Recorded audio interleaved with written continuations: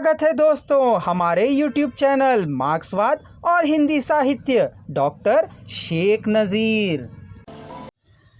इस प्रकार सभी किसान की वीरता की भावना से प्रेरित होकर अपनी ज़मीन के लिए जान तक कुर्बान करने के लिए तैयार हो जाते हैं। इसी बीच मटरू जेल से दियार आता है तो किसानों की वर्ग चेतना और भी बढ़ जाती है। अब पहले की तरह मटरू अकेला नहीं है, उसकी झोपड़ी के पास दर्जनों झोपड़ियां बस गई। 50 किसान नौजवान अपनी लाठियों के साथ उनमें थे। स्वयं मटरू के शब्दों में, अब तो सैकड़ों किसान हमारे साथ बस गए हैं। मटरू अब अकेला नहीं है, उसका परिवार बहुत बड़ा हो गया है।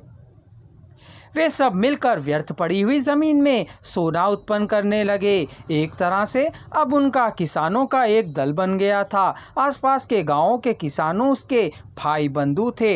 ऐसी अवस्था में भी जमींदार लोग आखिरी बार उधर या इधर कहकर जान लड़ाकर कई षड्यंत्र रचते हैं, पर मटरू का किसान दल निर्भयता और स्वच्छता के साथ अंत तक शोषक जमींदारों का सामना करता हुआ विजयश्री का वर्ण करता है। उपन्यास की कथा वस्तु से यह बात स्पष्ट होती है कि गंगा मैया मूलतः किसान जमींदार वर्ग संघर्ष को लेकर है और उपन्यास में जो किसानों की जीत है वह वस्तुतः भारतीय किसान वर्गों की जागृति, संगठन तथा जागृति का चिन्ह है।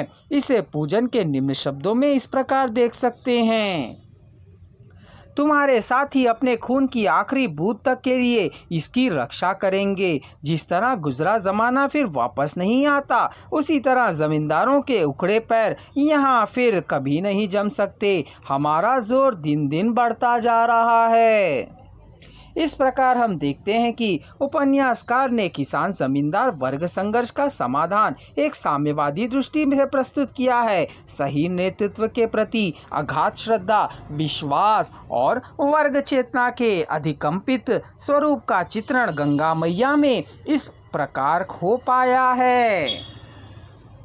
उपन्यासों में मजदूर पूंजीपति वर्ग संघर्ष एवं वर्ग चेतना सामाजिक ऐतिहासिकता के धरातल पर हम देख चुके हैं कि उत्पादक साधनों का विकास तथा औद्योगिकरण का परिणाम ही समाज को वर्गबद्ध करता है। हम यह भी देख चुके हैं कि प्राचीन कालीन अर्थव्यवस्था वस्तुओं की लेन देन से बनी रहती है, अर्थात वस्तु विनिमय का साधन वस्तु ही थी। जब आधुनिक युग में औद्योगिकीकरण के साथ साथ उत्पादन साधनों का विकास हुआ तो उसका विनिमय सिक्के के माध्यम से बाजार में होने लगा। ऐतिहासिकता के आधार पर भी हम इस विषय पर विचार कर चुके हैं कि औद्योगिकीकरण के पहले उत्पादन शक्ति एक सीमा तक ही होती थी और जब औद्योगिकीकरण के विकास के साथ पूंजीवादी व्यवस्था में नए नए यंत्रों का आविष्कार हुआ था तो उत्पत्ति का परिणाम भी कई गुना बढ़ गया था।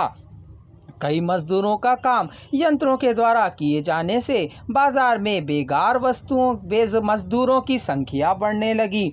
परिणामतः मजदूर लोग अपने पेट भरने के लिए मालिक के पास कम से कम मजदूरी पर काम करने के लिए विवश हुए। पूंजीपति पर मालिक भी कम मजदूरी पर अधिक काम करा के अधिक से अधिक मुनाफा कमाने लगे। इसी मुनाफे को पूंजी बनाकर उस पर फिर मुनाफा कमाने लगे। यही पूंजीवादी शोषण का एक लंबा सिलसिला है। इसके संबंध में मार्क्स ने यह ठीक ही लिखा है। पूंजीवादी समाज में नई बात यह होती है कि मनुष्य के परिश्रम की शक्ति भी बाजार में बेची और खरीदी जाती है। इसके अतिरिक्त पूंजीवादी प्रणाली की विशेषता ही है कि पूंजी द्वारा मेहनत करने वाले के अतिरिक्त श्रम या अतिरिक्त मूल्य के रूप में मुनाफा कमाना है। पूंजीवाद अतिरिक्त श्रम या अतिरिक्त मूल्य के रूप में ही पूंजी से पूंजी कमा सकता है। इसका एकमात्र कारण यही है कि पूंजीपति के हाथ में पूंजी इकट्ठी होने के नाते वह मजदूरी की श्रम शक्ति को भी उत्पादन साधनों की तरह खरीद ले सकता है, पर वह मजदूर की श्रम शक्ति को केवल उतनी ही मजदूरी दी जाती है जितनी कि उससे कल वह पुनः काम कर सके। यह स्थिति केवल पूंजीवादी समाज में ही नहीं बल्कि उद्योग धंधों का विकास होने के पहले यानी दास प्रथा में भी थी।